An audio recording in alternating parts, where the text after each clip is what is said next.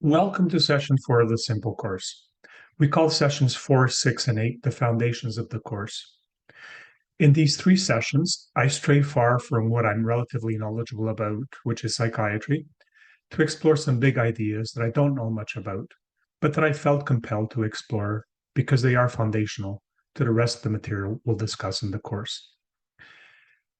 We devote one session to each of these 3 big ideas. Today, we'll discuss the philosophical basis of the course. Then in session 6, we talk about the evolution of the emotional brain, and in session 8, the evolution of the rational brain. You can, if pressed for time, do the simple course while skipping these sessions. But just as the foundations of a building, albeit hidden, are essential to its integrity, exploring the subjects in these sessions will deepen your understanding of the course. Philosophy is the love of knowledge. Knowledge requires critical thinking. In this session, we look at the nature and evolution of human thinking. We will ask, among other questions, why we believe what we believe, how do we know what we know, and if what we believe about the world really is the way the world is like. These are questions that are really important, which humans have been asking for thousands of years. They are critical questions in mental health, as the core beliefs we hold about ourselves and the world, such as, for example, whether we're worthy or unworthy, competent or incompetent, safe or unsafe, and in or out of control, have such a profound effect on our sense of who we are and on our well-being. If you would like to watch the introductory video, please go to the website now. Open session 4. The video is entitled Acceptance and Mental Health. Let's start as usual with a couple of quick reminders. I'll give you a few moments to read these slides on your own.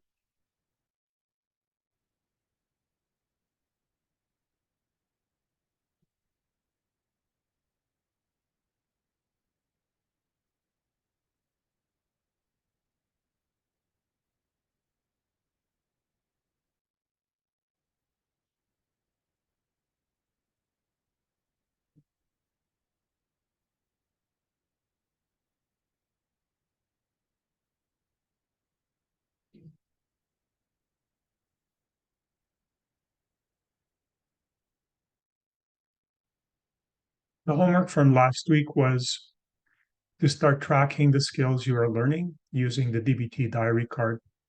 So far, we have covered REST. Memorize what the acronym REST means.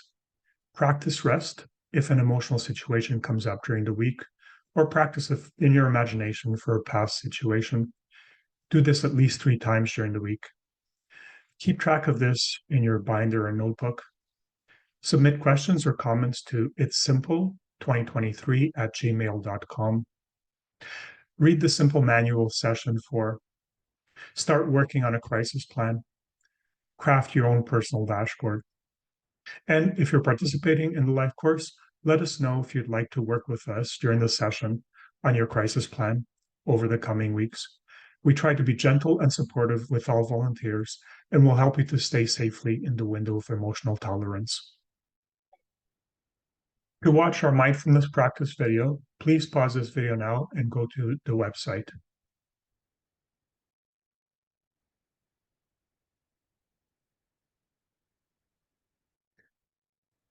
Those of you who are doing the YouTube course in a group, you can pause this video now for comments, questions, or feedback. Let's start by reviewing the subjects that we're going to cover today. We'll start by talking about philosophy and how we've gone from reacting to acting to reflecting the world.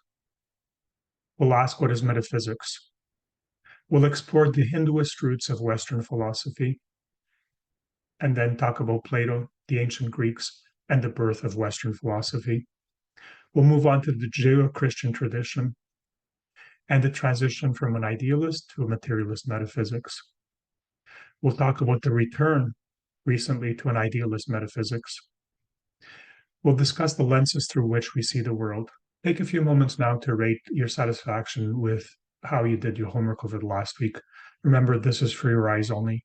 Write it down at the back of your notebook. next to the date. You may be asking why we need to talk about philosophy in a course about human psychology. The 29 sessions of the simple course follow a plan. We start by taking a bird's eye view of the world before zooming in on certain subjects. Over the course of billions of years of evolution, living organisms have progressed from simply reacting to their world to acting in it, and in humans, also to reflecting about it. When we reflect, we are metaphorically looking at ourselves in the mirror. From the reflection, we have produced three different kinds of stories. One, stories about our individual selves, also called my stories. Two, stories about the communities we live in, or our stories. And three, stories about the universe, or the story. Today, we consider stories about the big picture, or the story, which is the domain of the philosophers and theologians. As we progress through the course, we zoom in to our and my stories as we consider the psychological, social, and biological aspects of human nature. Finally, at the end of the course, we return to the story again. Only at that point, it will be informed by what we've learned about ourselves and our society. Today, we start with a brief overview of philosophy and consider how our ideas and beliefs about ourselves and the world are formed. Psychological mindfulness involves learning to become aware of our personal feelings, sensations, thoughts, and behaviors. Philosophy helps us to become aware of how our collective thinking works. Philosophy is thinking about thinking. In session 8, we'll continue thinking about thinking when we consider the development of the rational brain. While in session 6, we'll think about feelings when we consider the evolution of the emotional brain. These three sessions are the foundations upon which the remainder of the course is built. We call them foundations of simple 1, 2, and 3. While, as we will see, mindfulness helps us to understand my story and our emotions, thoughts, and behaviors, philosophy is about the big picture, the story. Our story and my story are parts of the big, the story. How does philosophy help us to understand our world? We know that every person's and every culture's ideas of what the world is like are somewhat different. Whose view is the right one? We come to our views of what the world is like in a number of different ways through observation, reason, intuition, or because authorities tell us it is so. The word philosophy comes from the Greek and means the love of knowledge. Its goal is to understand humans and their world through reasoned thinking. Philosophy encourages us to use reason to develop progressively better ideas, views, or maps of the story, or what the world is like. The ideas we have about the world shape how we see the world and how we react, act, and reflect in it. We see the world not as it is, but as we are, meaning we see it through the filters of our perceptual apparatus and our personal and cultural stories and our emotions. Plato thought that humans were like puppets whose strings were pulled by the gods. He thought philosophy or reasoned thinking was a way of pulling back the strings. To better understand ourselves and our world, we need to consider multiple perspectives. In the simple course, we will spend most of our time trying to understand ourselves from a psychological perspective. Before we do that, however, we will, over the next few sessions, explore ourselves from the philosophical, historical, and social perspectives. Towards the end of the course, we'll also look at ourselves from a spiritual perspective. You may be thinking that philosophy is such a huge subject. What can we hope to accomplish in one session? Philosophy is indeed a big subject.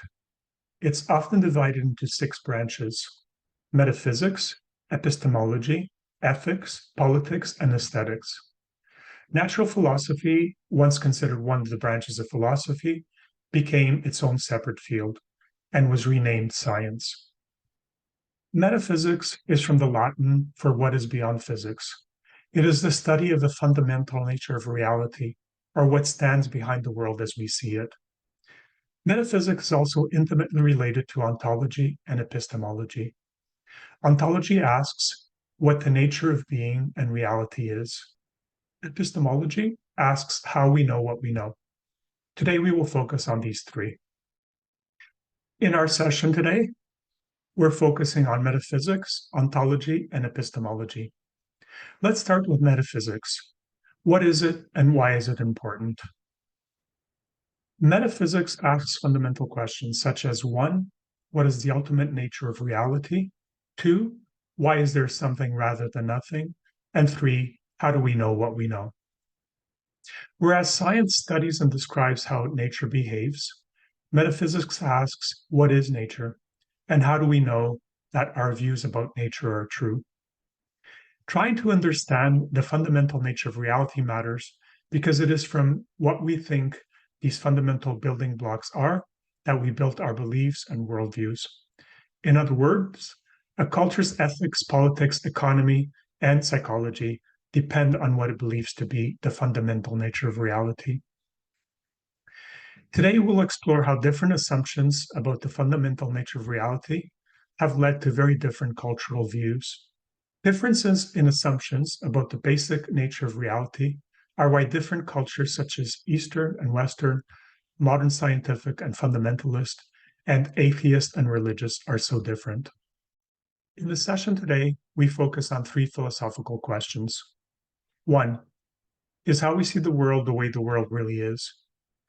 2, how do we know what we know? And 3, what is the fundamental nature of the universe? Let's consider them one at a time. At this point, you may be confused. Isn't the world really as we see it? Let's start by considering the first of those three questions. Is how we see the world the way the world really is? It may be hard to believe, but I started thinking about this question on July 16, 1969, when I was 9 years old, and along with 650 million other people, watched Neil Armstrong do something no other human had ever done, walk on the moon.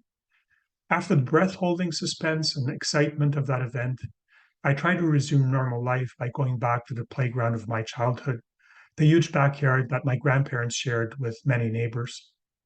In these 3 or 4 acres of land in an old neighborhood of Lisbon, children played soccer surrounded by vegetable gardens and free-roaming cats, chickens, ducks, rabbits, and even the occasional sheep.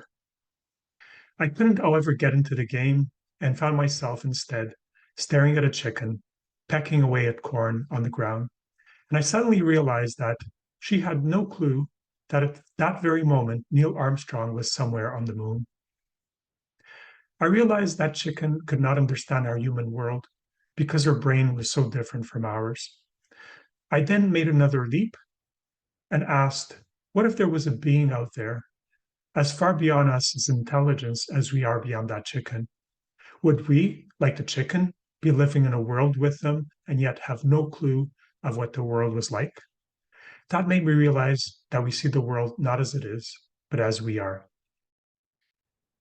The idea that we see the world not as it is, but as we are, goes against our intuition, yet it's something that science has clearly established.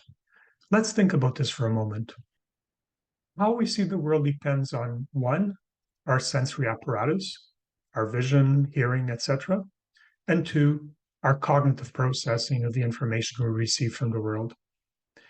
We see apples as red solids, but science tells us objects have no color, but instead reflect and absorb photons of different wavelengths, and also that objects are not anything solid, but rather excitations of quantum fields. Is the world as we perceive it, or as physics describes it? That we see the world not as it is, but as we are, is an essential premise of the simple course.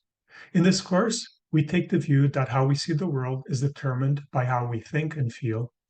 And when we learn to change how we think and feel, the world appears different. Mental health issues are not only caused by the way the world is or by our biology, but also by the typical ways we perceive, interpret, feel, think, and behave. In this course, we set out to understand how personality is critical in mental health and what we can do to change it. Changing aspects of our personality changes the way we see the world. The beginning of wisdom is not believing that everything we feel or think is the way things really are. Why is it important to understand that we see the world as we are, not as it is? We often assume that my and our stories are the only true and right stories, or that we see the world as it really is. If it is true that we see the world not as it is, but as we are, what then is this as we are?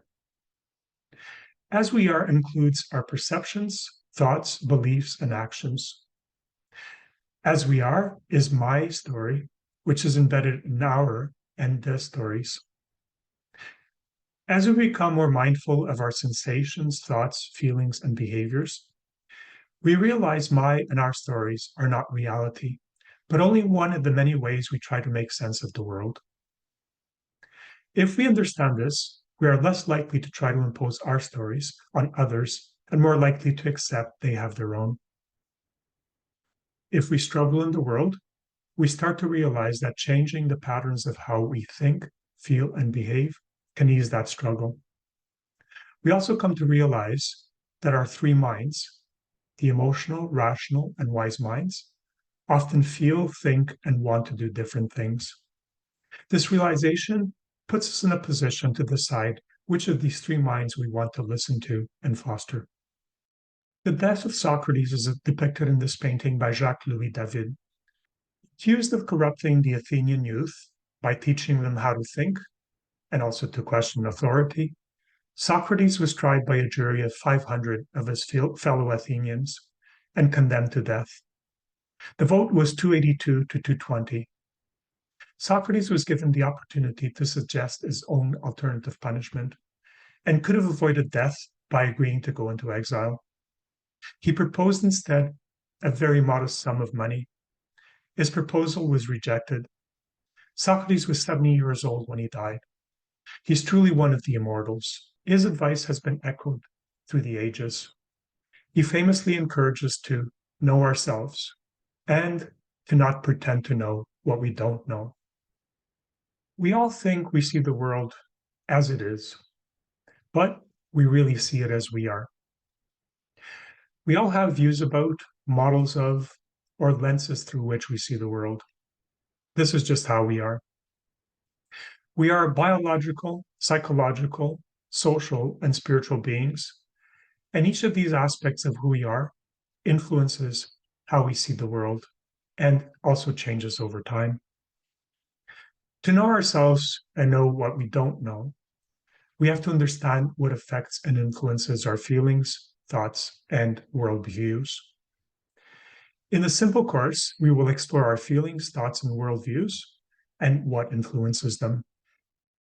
If the world is not as we see it, but as we are, then how do we know that what we know is true?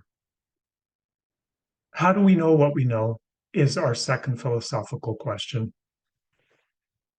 The beauty of quotations is that they capture complex thoughts briefly and elegantly. I have three for you. Those who can make you believe absurdities can make you commit atrocities. Voltaire. Facts don't care about feelings, and feelings don't care about facts. Unknown. Where is the wisdom we have lost in knowledge? Where is the knowledge we have lost in information? T.S. Eliot. Many of us simply assume that what we believe is true. Philosophy questions this assumption and distinguishes between beliefs, the truth, and other types of propositions. Let's start with some definitions. Propositions are statements or assertions that express a judgment or opinion. Propositions fall into a number of categories. Beliefs are assumptions made on the basis of received information that carry a sense of certainty. Truth, that which is in accord with fact or reality. Opinion, a view or judgment about something not necessarily based on fact or knowledge. Attitude, a particular feeling or way of thinking about something. A person's predisposed state of mind regarding a value. Information, facts provided or learned about something or someone. Knowledge, facts, information, and skills acquired by a person through experience or education. The theoretical or practical understanding of a subject. Wisdom is the ability to contemplate and act using knowledge, experience, understanding, common sense, and insight. Dogma is a principle or set of principles laid down by authorities as incontrovertible. Trust, a firm belief in the reliability, truth, ability, or strength of someone or something. Bullshit, talking nonsense, typically to be misleading or deceptive.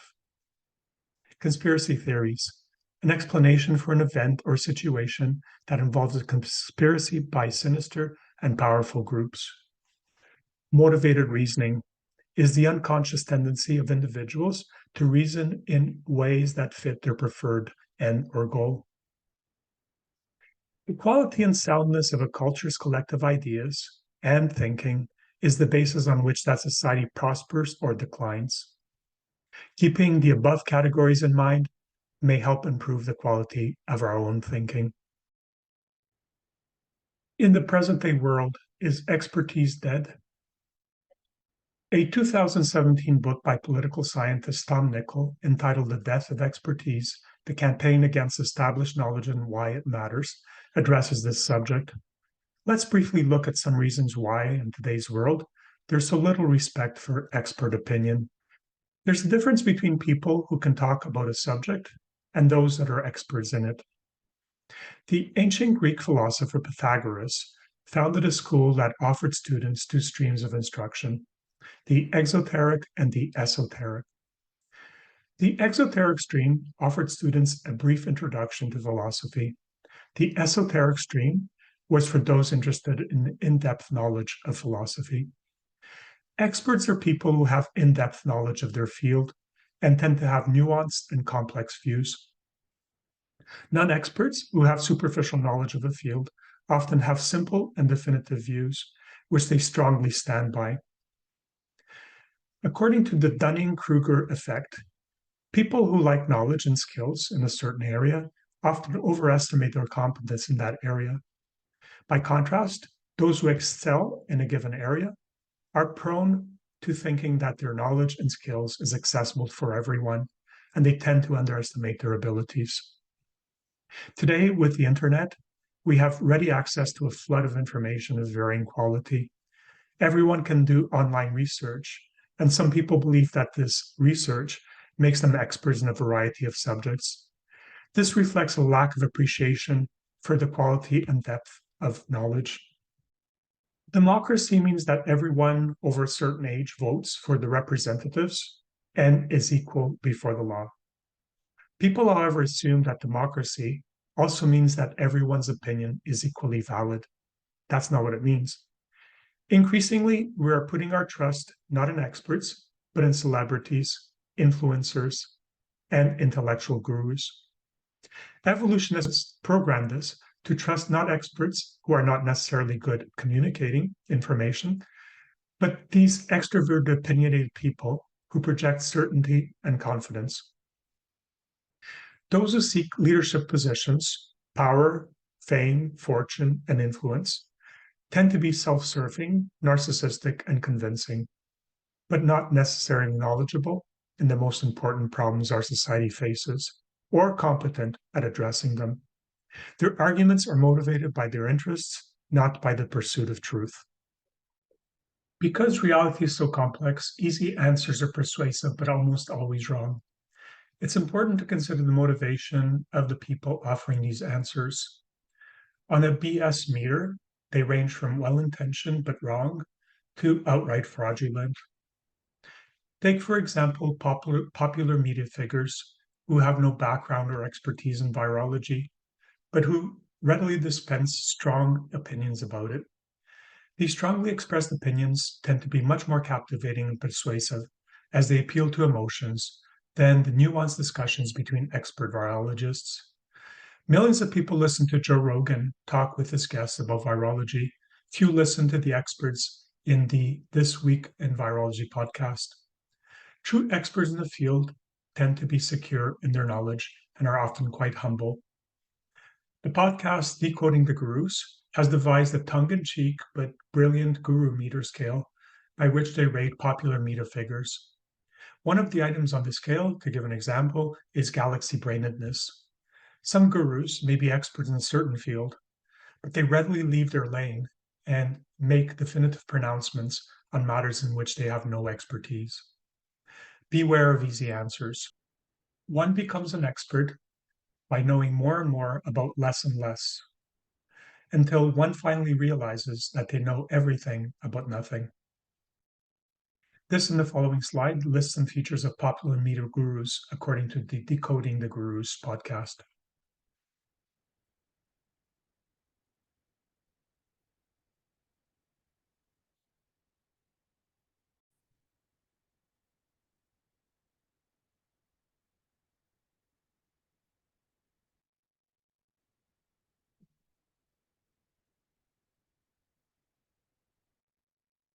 The third philosophical question that you mentioned is, what is the fundamental nature of the universe? Can you explain what you mean by the fundamental nature of the universe? Let's look more closely at what is the fundamental nature of the universe.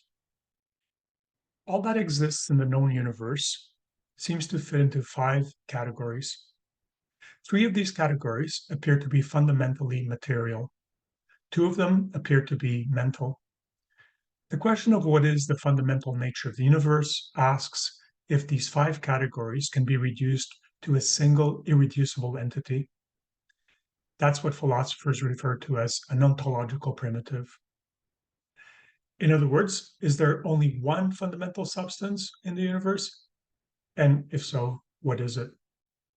The 5 substances that exist in the universe are the physical, matter and energy. That constitutes 5% of the mass of the universe. There's 2 other likely physical things that we've named but don't know much about, and that's dark matter, which constitutes 27% of the mass of the universe, and dark energy, which constitutes about 68% of the mass of the universe. Besides the physical, there's the mental, which refers to our experiences, consciousness, our minds, what it feels like to be something. That appears to be massless. Yet another category is the mathematical, which seems to be different from the physical and the mental. Nobel Prize winning mathematician Sir Roger Penrose calls this the Platonic world. Are the physical, mental, and mathematical substances reducible to one fundamental substance, or are they different fundamental substances? What is the fundamental nature of the universe? There are 3 basic answers to this question.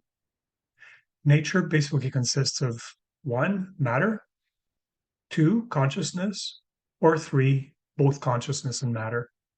These views are referred to as 1, philosophical materialism, 2, philosophical idealism, and 3, philosophical dualism. Materialism says that physical matter or fundamental particles are the building blocks of everything in the universe. Consciousness and mind are simply emergent properties of complex arrangements of matter. Idealism holds that the universe is fundamentally consciousness or mind. Dualism proposes that consciousness and matter are different but both fundamental essences. Most people living in developed countries today assume a philosophical materialist worldview, which has enormous implications for how we see the world. This materialist perspective is historically quite recent. Through most of history, most cultures have held a philosophical idealist view. What is modern Western philosophical materialism? Democritus, who lived from 460 to 370 BCE, was the father of philosophical materialism. He postulated that atoms are the basic constituents of everything. To the majority of people in modern Western cultures, philosophical materialism seems common sense. Physical objects affect other physical objects. For the most part, people today agree that material objects are a common reality that's out there. Most people living today in Western cultures are indoctrinated in and unquestioningly assume a materialist worldview, believing that the universe is made up of bits of dead matter called particles.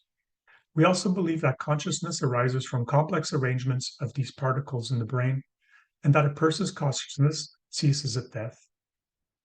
In a metaphysically materialist universe, there is no room for spirit or soul. Philosophical idealism, or the proposition that the fundamental essence of the universe is consciousness, seems counterintuitive and nonsensical to modern Westerners. Yet idealism was until the last 100 years the dominant metaphysics of most world cultures. What seems obvious to us would seem absurd to most human beings who have ever lived.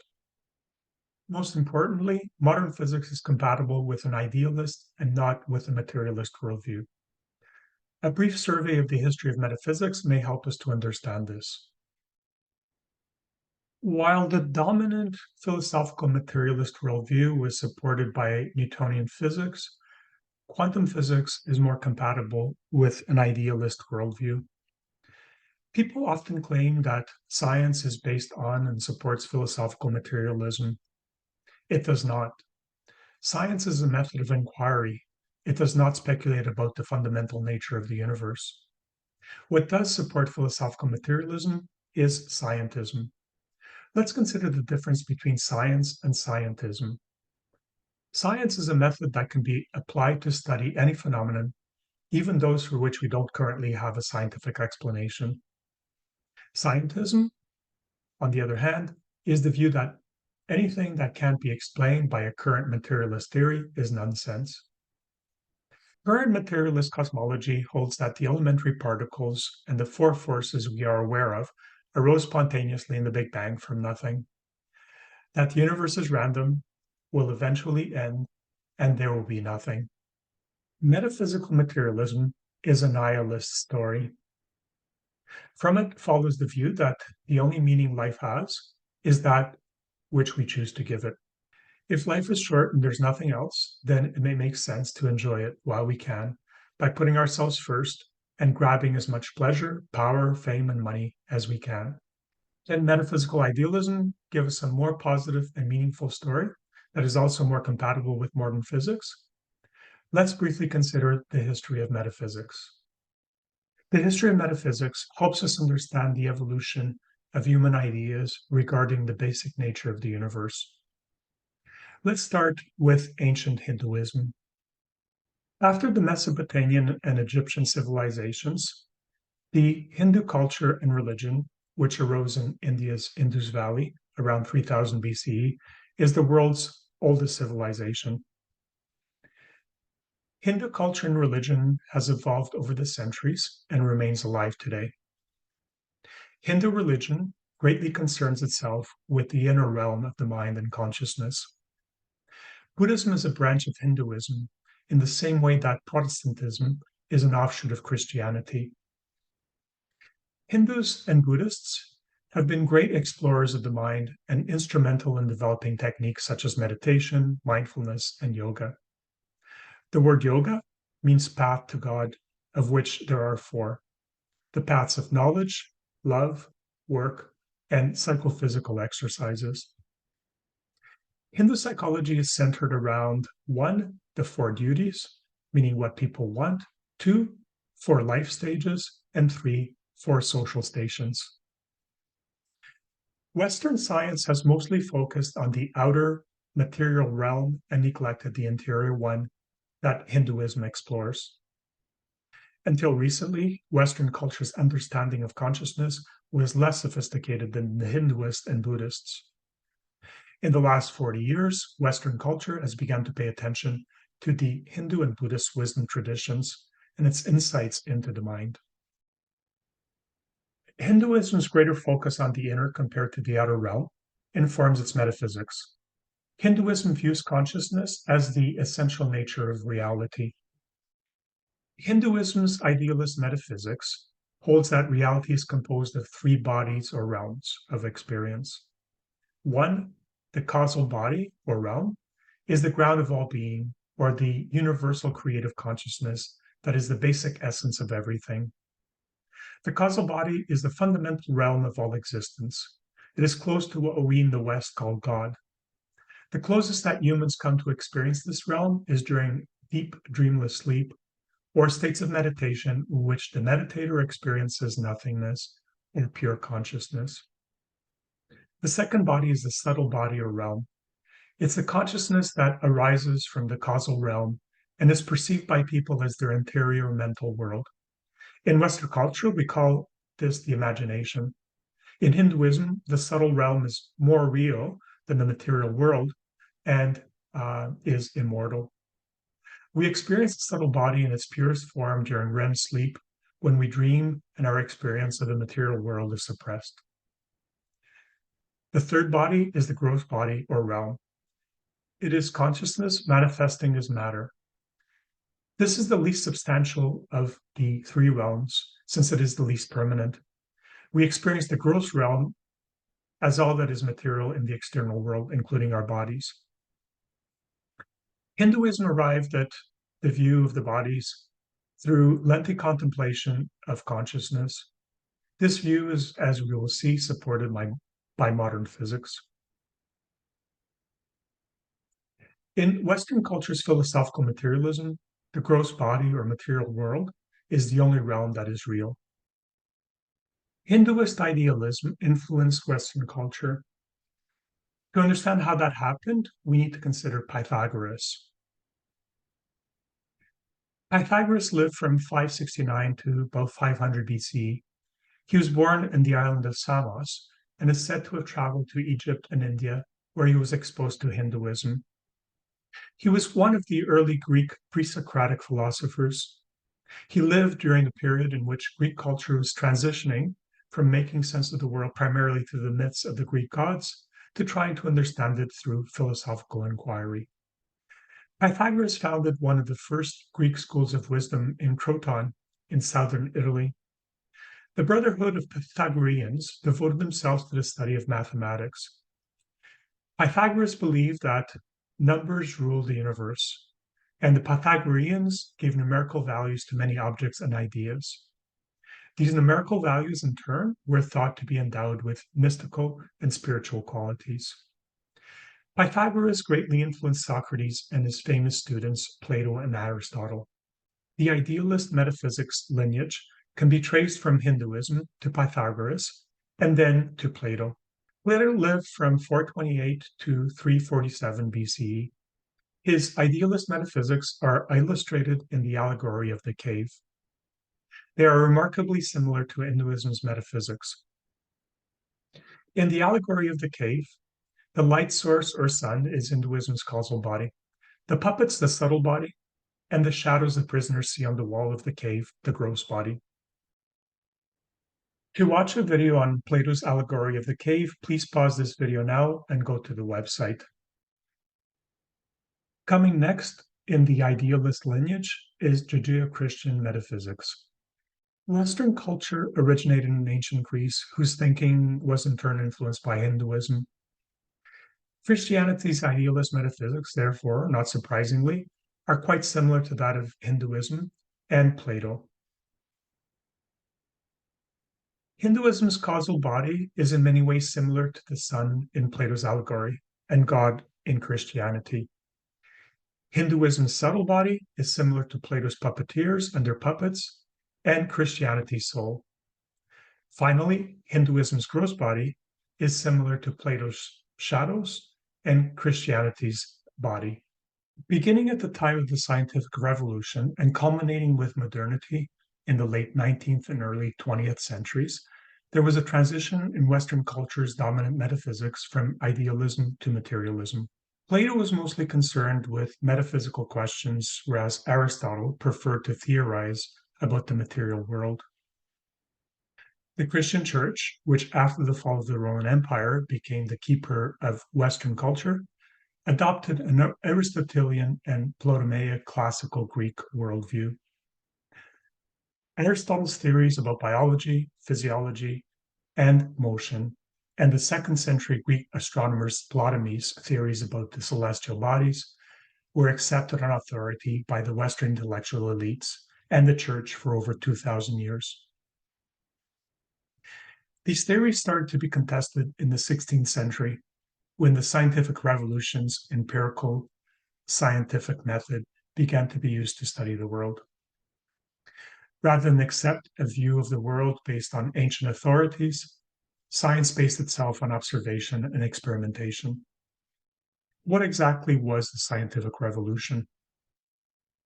The scientific revolution took place in Europe starting towards the end of the Renaissance period, with the 1543 publication of Copernicus on the revolution of the heavenly spheres. The scientific revolution was a series of events that marked the emergence of modern science during the early modern period, when developments in mathematics, physics, astronomy, biology, and chemistry transformed the views of society about nature. The scientific revolution and the ideas it generated slowly displaced Aristotelian inductive reasoning, by which analysis of known facts produced further understanding, replacing it with deductive reasoning, an approach in which knowledge is sought by abandoning assumptions and attempting to observe with an open mind. A number of figures were key in the scientific revolution. Nicholas Copernicus lived from 1473 to 1543. Copernicus was a mathematician and astronomer who formulated heliocentric, sun at the center model of the universe, which eventually replaced the Ptolemaic geocentric model. His book on the revolution of the heavenly spheres was published after his death. Francis Bacon lived from 1561 to 1626. Bacon criticized scholars for relying too heavily on Aristotle and other ancient thinkers. He emphasized empiricism, or doing experiments from which conclusions could then be drawn. This gave rise to the scientific method, the approach which is the foundation of modern science. Galileo Galilei lived from 1564 to 1642. Galileo was a philosopher, astronomer, and mathematician who made fundamental contributions to the science of motion, astronomy, and to the development of the scientific method. He was the first to use a telescope to make celestial observations. Isaac Newton lived from 1642 to 1726. Newton is one of the greatest scientists of all time. His work laid the foundation for classical mechanics. He also made seminal contributions to optics. With Leibniz, he shared credit for the development of calculus. With the scientific revolution, we see the rise of science and the decline of religion. To allow science to move beyond its 2,000-year-old, religiously sanctioned Ptolemaic Aristotelian worldview, Galileo, one of the fathers of the scientific revolution and a religiously devout Catholic, proposed a compromise in that science was to study only the less important material outer world, which he realized could be understood using mathematics. The realms of the mind, soul, and spirit, which both he and the church recognize as more important than the material realm, but not amenable to mathematical analysis, were to remain the domain of the church and the theologians. This strategy of separating the mundane from the sacred worked incredibly well at first. Until the last 100 to 200 years, most humans were absolutely convinced of the existence of these two realms. One, the visible, this worldly, material, mundane realm, and two, the invisible, otherworldly, immaterial, sacred realm. They also knew which was more important. Philosophical materialism reached its pinnacle in the late 19th century. Scientific progress meant enormous advances in knowledge and technology. This led most of the scientific community at the end of the 19th century to conclude they had a complete picture of the universe, which was composed of matter, in which there was no God. This hubris was captured in Lord Kelvin's pronouncement, "There is nothing new to be discovered in physics now. All that remains is to make more and more precise measurements." Friedrich Nietzsche captured the zeitgeist of this era in his famous pronouncement, "God is dead." This exuberant confidence in a materialist metaphysics was, however, to prove short-lived. It came to an end with another scientific revolution, that of quantum physics and relativity. At the beginning of the 20th century, the metaphysical pendulum began to swing back from materialism to idealism. The worldview of the 19th century science was one of a machine-like universe. This was reinforced by the mechanization that accompanied the Industrial Revolution. This mechanistic worldview is associated with modern culture, which emerged from traditional culture and which, by the middle of the 20th century, gave rise to postmodern culture. Although Newtonian mechanics works well enough at the human size scale, scientists at the beginning of the 20th century discovered it did not work on the atomic size scale or when objects approach the speed of light. At those scales, the world is so strange as to be unmanageable by minds that evolved to understand human size scale phenomena. The failures of the Newtonian mechanical model led to the development of quantum physics and relativity. With these, science went down a rabbit hole. These discoveries provided incredibly accurate descriptions of the world, yet they remain incomprehensible to all but a few people. They also highlight the fact that nature, at the very small and very large scales, isn't what it seems to be at human-sized scales for which our sensory apparatus evolved. There is little daylight separating the quotations of the great mystics and those of the fathers of quantum theory and relativity. Take, for instance, Niels Bohr's statements, quote, "We must be clear that when it comes to atoms, language can be used only as in poetry. The poet, too, is not nearly so concerned with describing facts as with creating images and establishing mental connections." And also, open quote, "Everything we call real is made up of things that cannot be regarded as real," close quote. Can we summarize the differences between the materialist and the idealist worldviews? The philosophical materialist worldview sees the outer world as being made up of bits of dead matter that we call atoms. The universe and humans are like machines. There is no such thing as soul or spirit. If the earth is an inert machine, it is something to be exploited for our benefit. It sees the inner world of consciousness or mind as emergent properties of neuronal activity. It also believes that everything just happens by chance. It believes we know a lot about the world. The philosophical materialist worldview is compatible with a Newtonian worldview, which is intuitive, but incompatible with modern physics. The idealist worldview, which is more compatible with quantum physics, sees the outer world to be more like a thought, dream, or form of consciousness than bits of dead matter. The inner world of consciousness or mind is a localized manifestation of universal mind. The world is wondrous, mysterious, and connected. We also know next to nothing about the world. The idealist worldview is difficult, if not impossible, to understand, but closer to the truth because the scientific method tells us it is a better description of the world than is the materialist worldview. You said we see the world not as it is, but as we are. Are you suggesting that we see the world through certain lenses? If so, what are these lenses through which we see the world? If we see the world not as it is, but as we are, what is that we are which shapes how we see the world? In other words, what are the lenses through which we see the world? I can think of at least three. One, our sensory apparatus. We give shape to the world through our senses. Our senses only perceive a narrow part of the spectrum of everything that is out there in the world. For example, our eyes only see a small portion of the whole electromagnetic spectrum.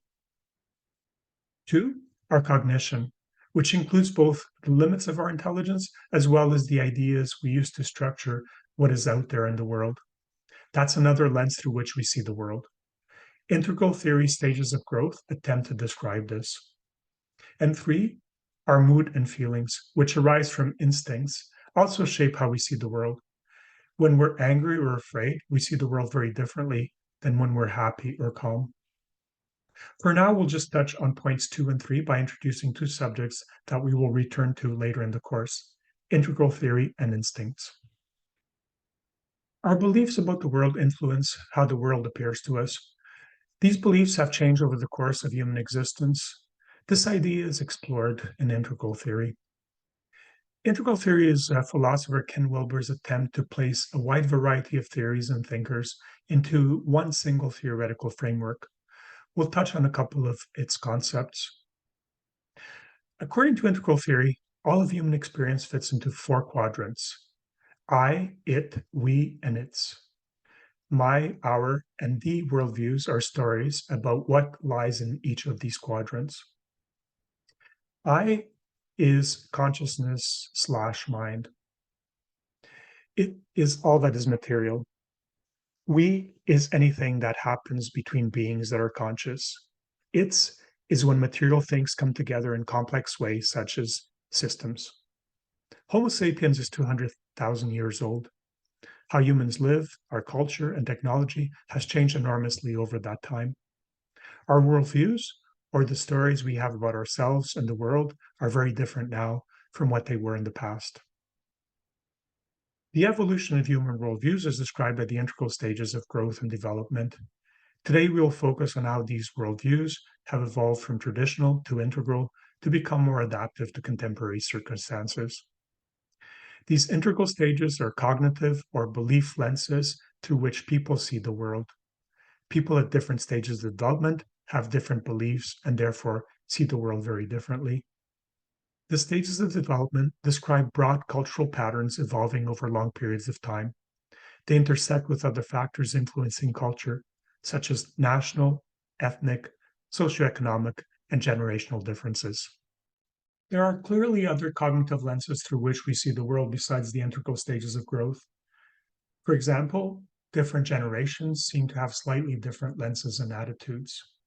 The generational lens is also a cognitive lens. Gen Y are also known as millennials. Gen Z are also known as iGen. Different generations have slightly different mental health profiles. There is, for instance, a spike in anxiety and depression rates in iGen. One correlation is the more screen time, the greater the unhappiness. Another lens through which we see the world is the instinctual or emotional lens. Human instincts include seeking and avoidance, sexuality, flight or flight, attachment and grief, and play. We will explore these further later in the course. Instincts are survival mechanisms that have been evolving since life first arose on Earth 3.7 billion years ago. Instincts are part of our nature, but can be affected by how we're nurtured, that is, by our experiences. Instincts are the building blocks of our moods and emotions. Mood and emotional patterns are part of our personality. Our emotions are lenses that shape how we see the world. We will come back to this when we talk about the evolution of the emotional brain. On the PowerPoint presentation that you will find on the website, there are a series of slides that will help you to review and practice the tools and techniques we've covered so far. Looking over those slides will help you consolidate the material. Let's finally look at the homework for the coming week. Please read Skills Training Workbook, pages 14 to 32. Also, read the Simple Manual, Session 5. Continue working on a crisis plan, memorize yours, and practice yours in your imagination. Continue tracking the skills that you're learning, use a DBT diary card and practice them. Submit questions or comments to itssimple2023@gmail.com. Let us know if you want to work on crisis plans during the session. Thank you for your attention and see you next session.